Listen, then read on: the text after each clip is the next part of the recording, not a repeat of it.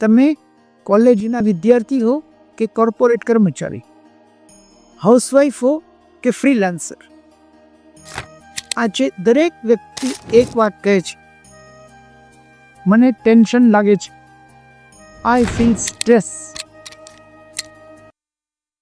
શું તમને ક્યારેક એવું લાગે છે કે તમારું મન સતત વિચારોમાં ફસાયેલું રહે છે? જ્યારે બધું જ બરાબર ચાલતું હોય ત્યારે પણ તમે બેચેની અનુભવો છો?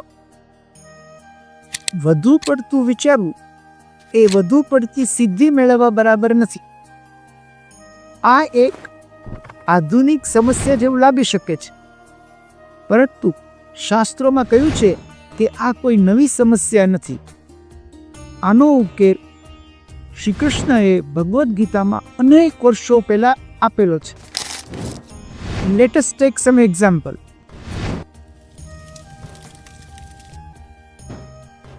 દીપિકા પાદુકોણ, બોલિવૂડની ટોચની અભિનેત્રી,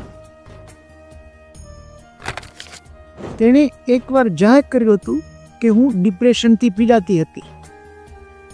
તેણે કહ્યું, હું સવારે ઉઠતી ત્યારે અંદરથી શૂન્યતા અનુભવતી, બધું જ ખાલી લાગતું હતું. પછી તેણે લીવ લવ લાફ ફાઉન્ડેશનની સ્થાપના કરી, જેથી બીજા લોકોને પણ મદદ મળી શકે. આ ઉદાહરણથી એવું સમજાય છે કે બાહ્ય સફળતાનો અર્થ એવો નથી કે આપણને આંતરિક શાંતિ પણ મળે. એક બીજું ઉદાહરણ જોઈએ. વિરાટ કોહલી, ભારતના દિગ્ગજ ક્રિકેટર, એકવાર એને કબૂલ કર્યું હતું કે 2014માં ઇંગ્લેન્ડમાં બધા લોકોની વચ્ચે પણ મને એકલા જેવું લાગતું હતું અને પથારીમાંથી બહાર આવવાનું મન થતું નહોતું. નેશનલ હીરોઝ પણ આ માનસિક બોજ વહન કરે છે. વધુ પડતું વિચારવું, માનસિક બોજ કે નિષ્ફળતાનો ડર, દરેક વ્યક્તિને મનની આ લડત લડવાની જ હોય છે. તમે ફેમસ થઈ જશો એટલે તમે ભયમાંથી મુક્ત થશો એવું નથી.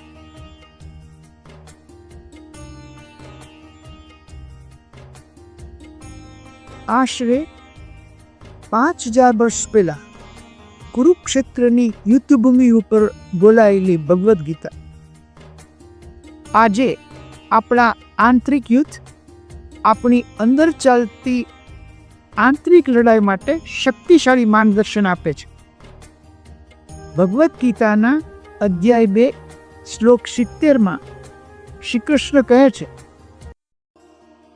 જે વ્યક્તિ ઈચ્છાઓની અવિરત ધારાઓમાં સ્થિર રહે છે એ જ સાચી શાંતિ પામે છે. મુદ્દો એ નથી કે મુશ્કેલી ન આવે, મુદ્દો એ છે કે મુશ્કેલીમાં તમે સ્થિર રહી શકો છો કે નહીં. શાંતિ તમારી આસપાસ બહાર નથી, શાંતિ અંદરથી આવે છે.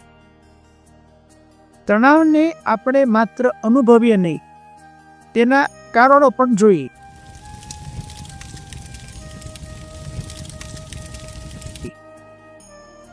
Three reasons.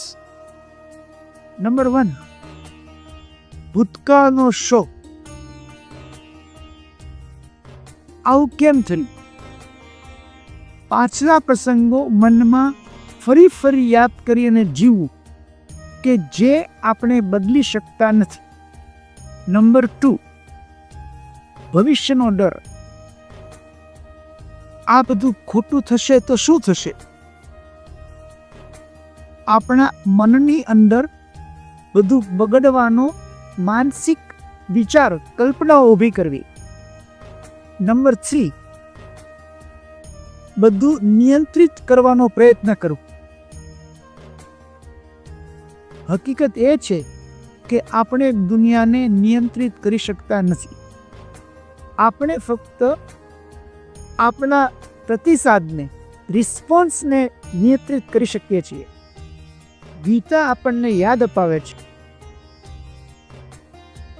તમારી ફરજ બજાવો પણ પરિણામમાં આસક્ત ન થાઓ. પ્રયત્ન તમારો, પરિણામ ભગવાનનું. ગીતા સમજાવે છે તમે એકલા નથી. અર્જુન જ્યારે માનસિક રીતે તૂટી રહ્યો હતો ત્યારે શ્રી કૃષ્ણએ તેને ઠપકો આપ્યો ન હતો. તેણે અર્જુનને યાદ અપાવ્યું, તું આ ચિંતા નથી, તું આ નબળાઈ નથી, તું એક આત્મા છો, મારી સાથે જોડાયેલો છો અને શક્તિશાળી છો. જ્યારે આપણે ભૂલી જઈએ કે આપણે ખરેખર કોણ છીએ ત્યારે ચિંતા ઊભી થાય છે. ગીતા આપણી ઓળખ પુનઃસ્થાપિત કરે છે. તમે તમારા તણાવ નથી, તમે તમારું મન નથી, તમે શાશ્વત છો, તમે દિવ્ય છો, તમે ઈશ્વર સાથે જોડાયેલા છો. તમે તૂટેલા નથી, તમે ઢંકાયેલા છો.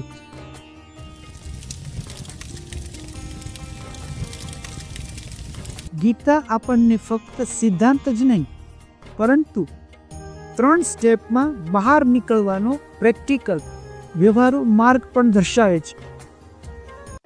Step 1, daily routine. તમારા દિનચર્યાઓ પર ધ્યાન રાખો. સાત્વિક આહાર લો, યોગ્ય ઊંઘ લો અને જરૂરી કસરત કરો. માનલું શરીર એટલે કે માનલું મન. સ્ટેપ 2, જ્ઞાન. સત્સંગ, વાંચન અને ચિંતન. સત્સંગ કરો, શાસ્ત્રો વાંચો અને સારા લોકો સાથે રહો. મનને સારું પોષણ આપો. સ્ટેપ 3, ભક્તિ. કૃષ્ણ સાથે જોડાણ કરો. નિયમિત જપ કરો, પ્રાર્થના કરો, ભજન અને કીર્તન સાંભળો. આ ભાગવું કે પલાયન થવું નથી, આ સશક્તિકરણ છે. જ્યારે તમારું એન્કર કૃષ્ણ હોય ત્યારે જીવનમાં આવતી મુસીબતોની લહેરો પણ તમને કશું જ નહીં કરી શકે. ચિંતા અને તણાવ, સ્ટ્રેસને સામાન્ય ન માની. ચલો આપણો પ્રતિભાવ તેના પ્રત્યે આધ્યાત્મિક બનાવીએ. જો આ સંદેશે તમારું મન થોડું હલકું કર્યું હોય તો એક એવા વ્યક્તિ સાથે શેર કરો જેને આજે શાંતિની જરૂર છે. ઉપદેશ આપણું એ માત્ર યુટ્યુબ ચેનલ નથી, આ એક યાત્રા છે શાંતિ અને આત્મવિશ્વાસ તરફ. ફરી મળીશું એક નવા શાશ્વત ઉપદેશ સાથે. હરે કૃષ્ણ.